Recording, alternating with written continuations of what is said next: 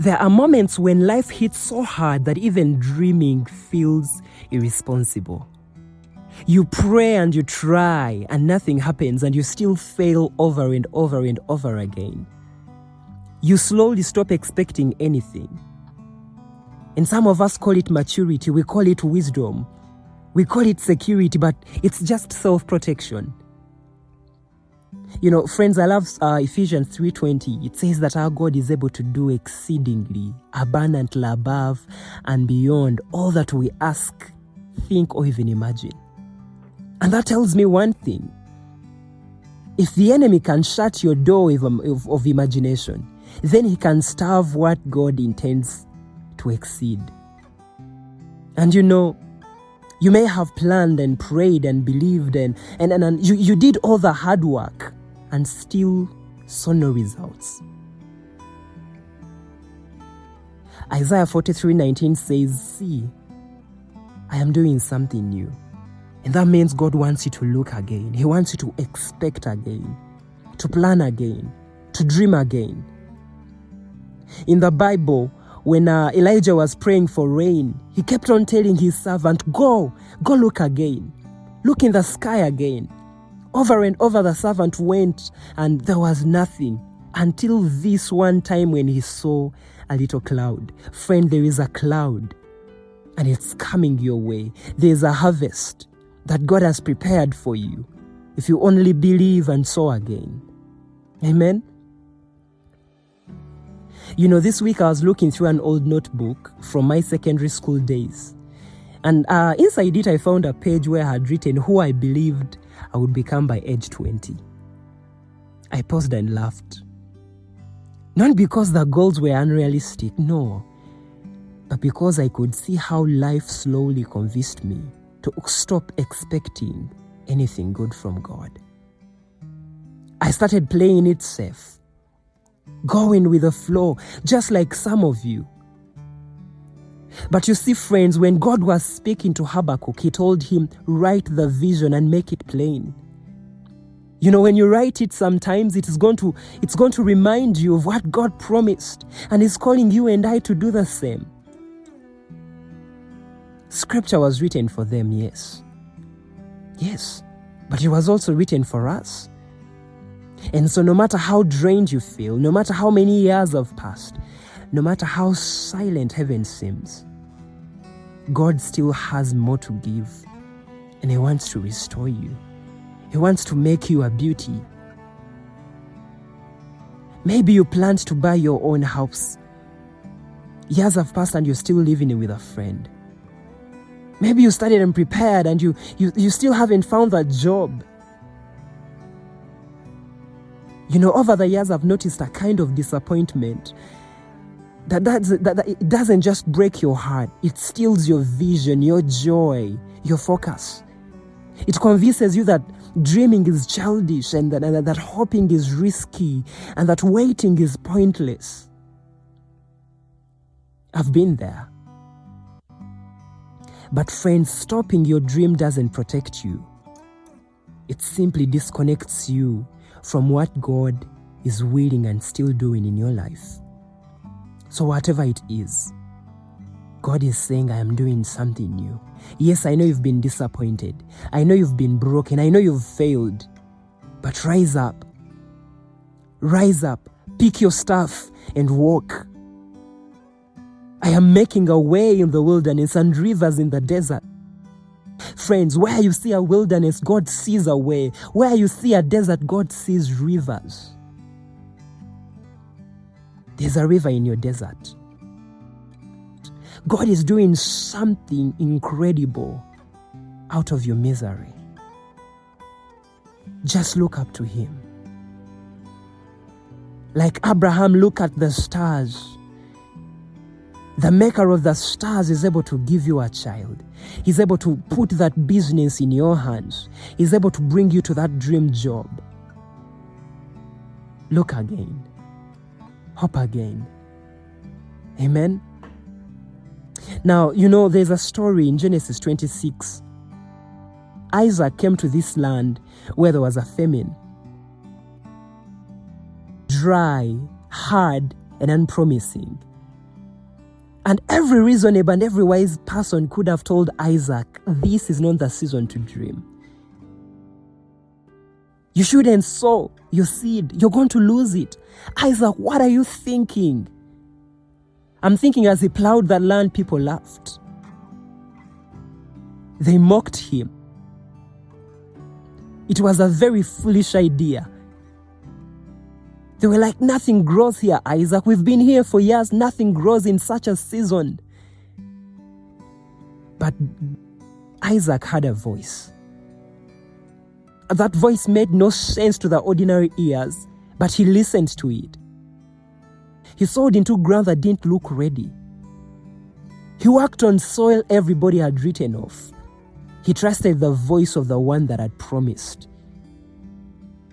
And I love what happens next. Scripture says Isaac planted crops in that land and in the same year reaped 100-fold because the Lord blessed him.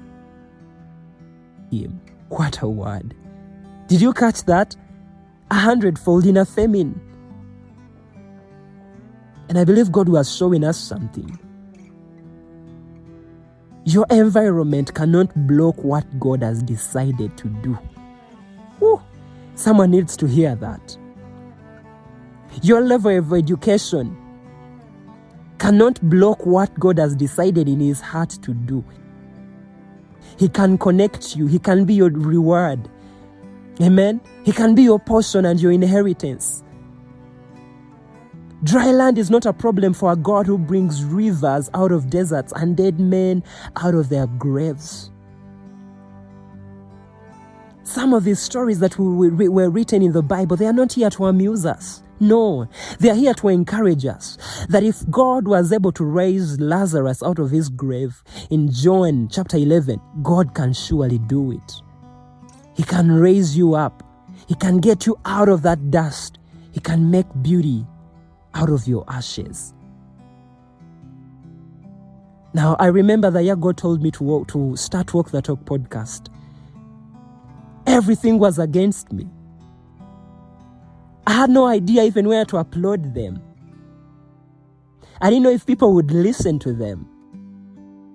I had no studio, no connection, nothing. But friends, I trusted the voice of God because I believed he is faithful. When he says he will do it, it's as good as done. Scripture says that God's word does not come out of his lips and go to him empty. No, it accomplishes what it has been sent to do. So, that shop you want to start, that house you want to buy, that dream job you've always longed for, if he has said it, he's going to do it.